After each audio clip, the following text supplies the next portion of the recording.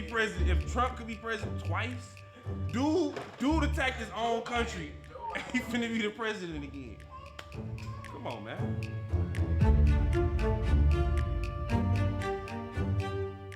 Deep in the suburbs of southwest Atlanta, this barbershop is in the heartland of the Democratic Party. But today, you might not know it. Who are you going to vote for? Personally, I think I'm going to vote for Trump. I'm not going to lie, personally. Trump? Yeah. Why? Because we already had him as president one time, so we kind of already know how he operates, and we know how he deals with war and stuff like that. Are you going to vote? Nah, I ain't gonna vote. Are you going to vote? No, sir, I don't plan to vote.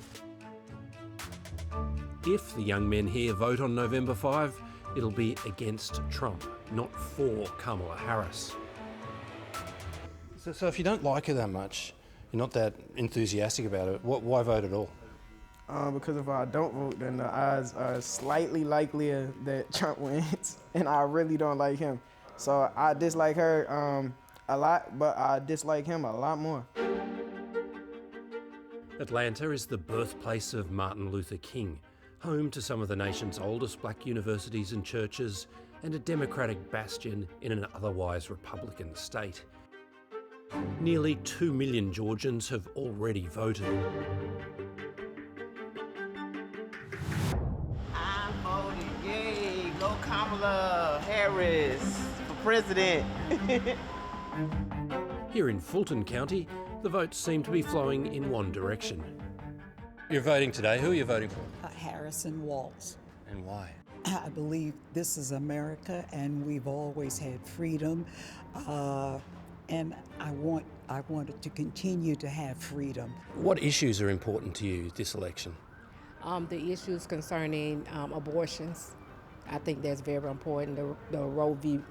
Wade, I think that's very important because women should have the right to decide what they want to do with their bodies.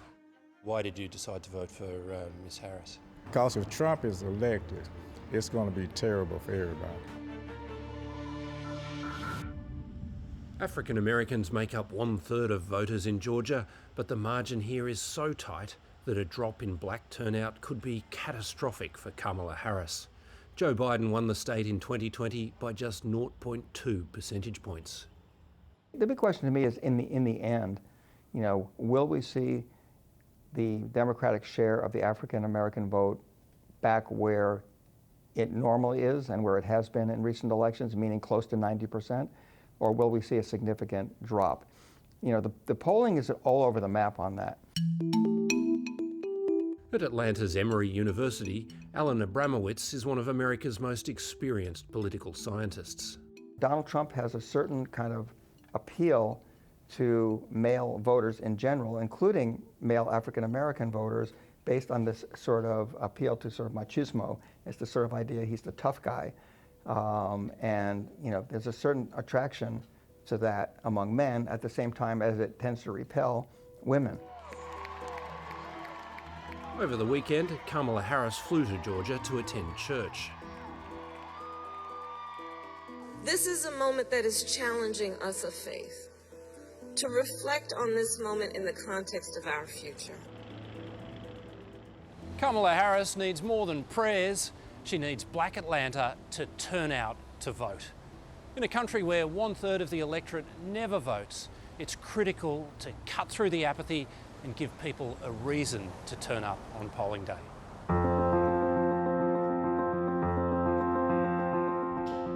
At Georgia State University, that's Irshad Rembert's job.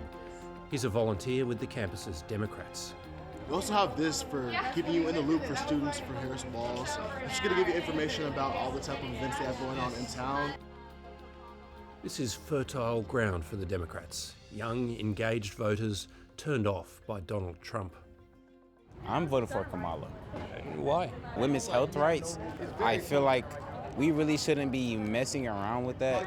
Like, we should allow the freedom to do what you need to do or what you want to do, but to just take them away or not allow people to have control over their own bodies is kind of crazy to me.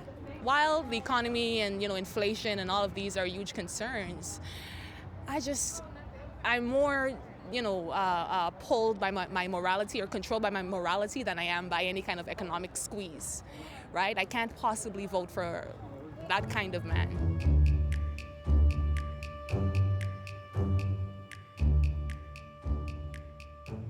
But just across the road from the university, there's temptation for the Trump curious, an outdoor broadcast from conservative podcaster Charlie Kirk. Let me ask you, did you have a vacation this summer in a luxury hotel paid for by taxpayers? Very broke, so no. Yeah, so just so you know, if you break into America, they'll put you up in a luxury hotel in Midtown Manhattan. Who are you going to vote for? I will be voting for Donald Trump. Why? Why? I believe that he would be a much, much better candidate for the presidential role than Kamala Harris. I personally just don't believe in what she says. She speaks a lot with emotion and words, but doesn't back any of it up. Donald Trump, on the other hand, he gives actionables. He tells you what he's going to do. He's firm with whatever he's going to do. At a suburban Cajun restaurant, some of the city's black Republicans believe Trump's victory is certain. Thanks everyone for coming out tonight. As you know, we have 2 weeks before this important day until Trump becomes the next president, right? What of Donald Trump's policies are so attractive to the black community? The Democrat Party has put the black community in such a position that black men are demasculated and they have no value. And so black men are saying, you know what, I'm done with this. I want to return to the days where I, as the head of my household with a partner, we could raise our children together, we could stabilize our community. That's why they're moving to Trump, because economically, his policies allows them to be businessmen. Trump's stance on immigration resonates here. I don't think that Kamala Harris really has the competency nor the willingness to secure the border. My primary concern associated with immigration is with the number of terrorists that we know today are coming across the border, right? The high cost of living and low wage growth have given Trump a foothold in a community that once had little time for him. African American voters, just like white voters, have been feeling a pinch from rising inflation and from a general perception that the economy isn't doing well, isn't working for them.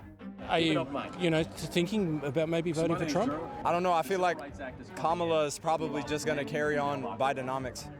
And I don't know the future of our country.